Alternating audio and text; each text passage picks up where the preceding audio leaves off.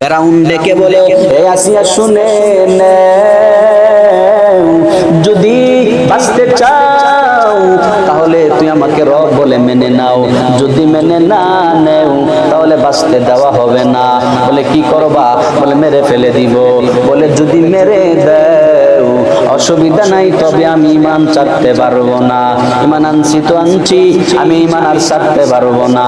আমান্না বিরব্বি মূসা ওয়া হারুন, মূসা নবী হারুন নবীর রবের পরিমাণ আনছি, কেউ নিতে পারবে না। যদি জীবন চলে যায়, জীবন চলে যাবে, কোনো সুবিধা হবে না।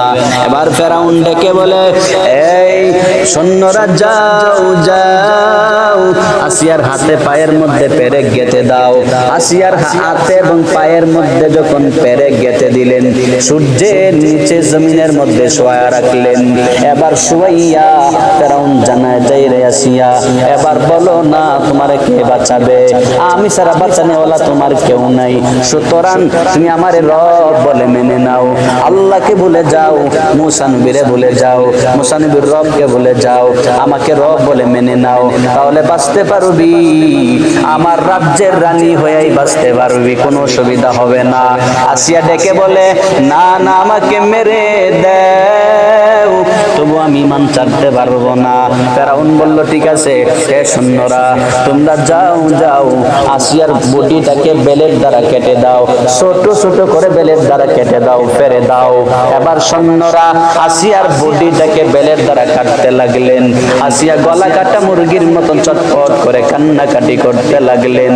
ফেরাউন ডেকে বলে, এই সৈন্যরা যাও যাও, আসিয়ার কাটা বডির মধ্যে লবণের গুঁড়া, মরিচের গুঁড়া গুলা ছিটায়া দাও, লবণের গুঁড়া, মরিচের গুঁড়া গুঁড়া গুলা আসিয়ার বডির মধ্যে তোমরা ছিটায়া দাও। আসিয়ার বডির মধ্যে লবণের এবং মরিচের গুঁড়া গুলা যখন ছিটায়া দিতে লাগলেন, কাটা গায়ের মধ্যে লবণ এবং মরিচের গুঁড়া যদি ছিটায়া দেওয়া হয়, জ্যান্ত মানুষের বডির মধ্যে মরিচের গুঁড়া ছেড়ে দেওয়া হলো, চটপট করতে লাগলেন আর চোখের পানি ফালায় ফালায় কান্না করে, ও দয়ার মালিক, ঈমানের বদৌলতে এত কষ্ট করলাম, ও আল্লাহ তুমি আমার জন্য রাজি হয়ে যাও, তুমি আমার হয়ে যাও।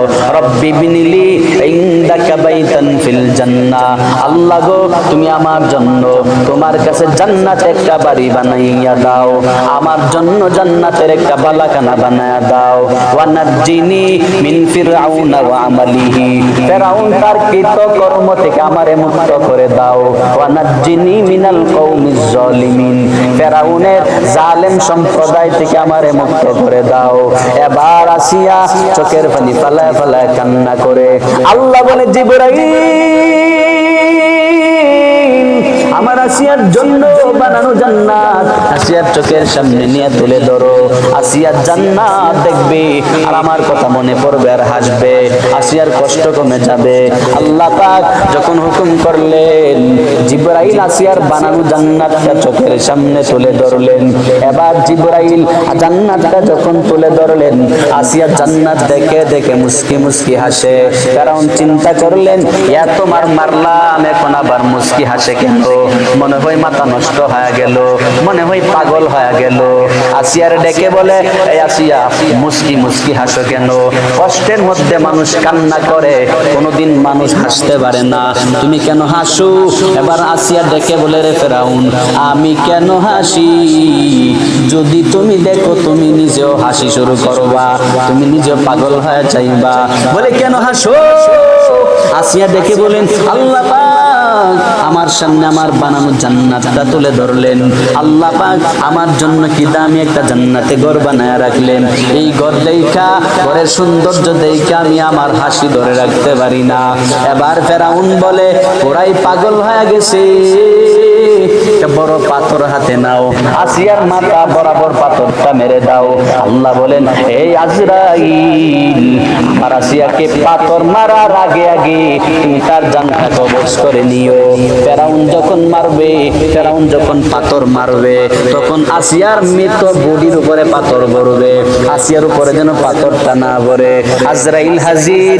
ওই দিক দিয়া ফেরাউন যখন পাথর মারার জন্য রেডি হয়ে গেলেন, আজরাইল পাথর মারার আগে জানটা কবজ করে নিয়ে গেলেন।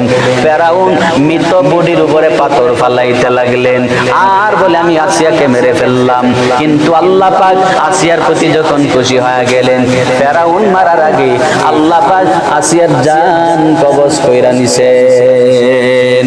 আতিনা ফি দারে দুনিয়া না হাসান, আতিনা ফি দারে উকবানা হাসান, ইয়া গোয়াসাল মুস্তাগীসিন আহদিনা লাফতিখারা বিল উলুমে ওয়াল গিনা।